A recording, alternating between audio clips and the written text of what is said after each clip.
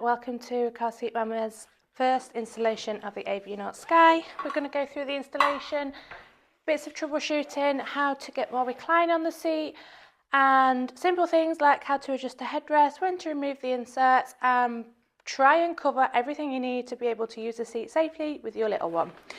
So firstly, for the seat belt, the seat is the same on both sides. So we're going to open up the green clamps, thread the seat belt through, pull it through from the front, and we're going to buckle up. Pull the seat back to where you want it. We're going to push the seat down with this hand, down into the floor. Pull the top part of the seat belt here, and you should be able to see that the seat is going down into the vehicle cushion. And then we're going to clamp both parts of the seat belt through the green clip, and then the side closest to the vehicle door, which would be here, just has the top part of the seat belt free and the bottom part clamped through the green clip. Moving on to the tethers. These are replicating the metal runners that the front seat sits on. So this is where we're going to tether. We are going to attach the tethers to the metalwork between the leg. One there.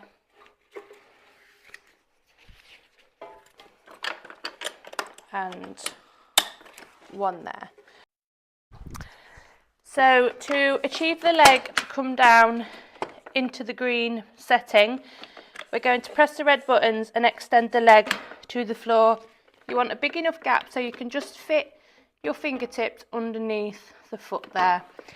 And then when we pull tight, the whole seat is going to pull backwards with the tension of the straps.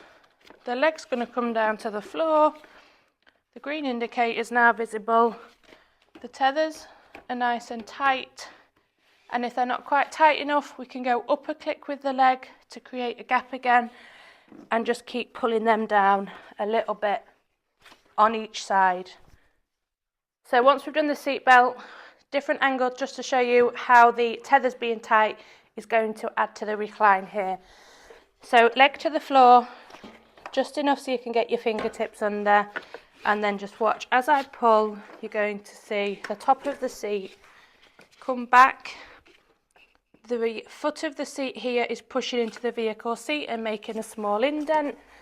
That is the kind of position we are aiming for with this seat. Give it a little wiggle, as long as it moves no more than an inch, but in fairness, with this kind of seat you do generally get a rock solid installation.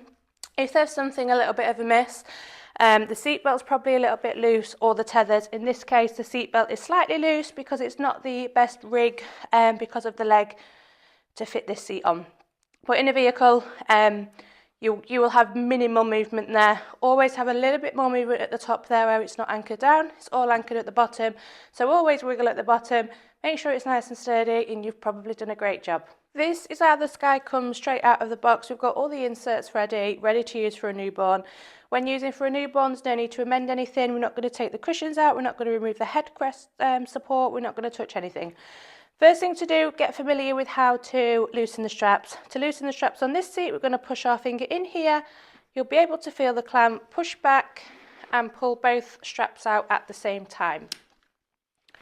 We are going to sit the baby in the seat on top of this little wedge here with the baby's bottom to the back of the seat. We're not going to wiggle them forward. We're not going to bring them nappy to buckle. We're going to sit them with their bottoms to the back of the seat, headrest on the lowest, and the straps just want to be coming level with the baby's shoulders in an ideal situation. Sometimes when using from birth, the straps might come very slightly above the shoulders, which can be expected on some seats. If there's a significant gap between the baby's shoulders and top and the lower straps, we would advise that it's probably not a good fit for your smaller baby.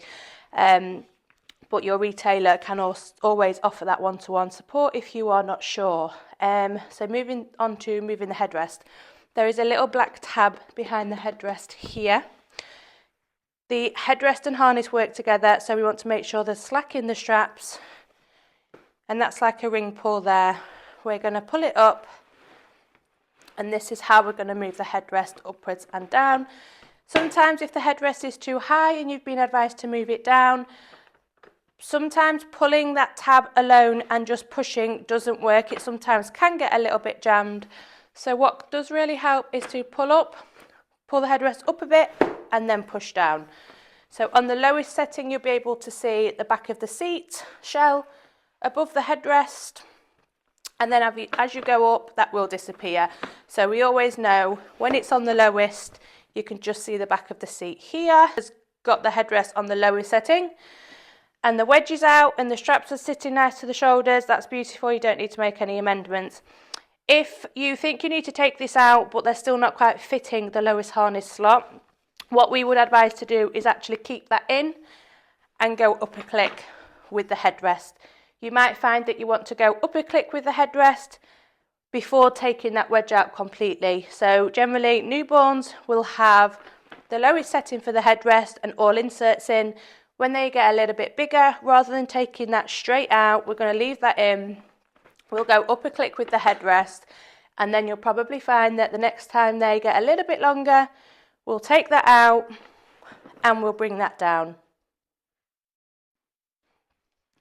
The inserts will then be removed one by one. There is usually some more extra little black cookies that we call them that go on here just to hug the baby a little bit more. They are generally the first insert to be removed, and then it can vary then between the wedge or the head support. Once baby's head's looking a little bit snug in here, we can pull that cover away and it really gives you a lot more space to play with. Sides are also removable.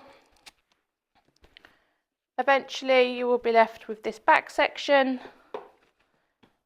and then eventually once you take that out, you've got a nice deep seat that will help give baby some good leg room as they grow. There's no hard and fast rules on when we are going to take the inserts out.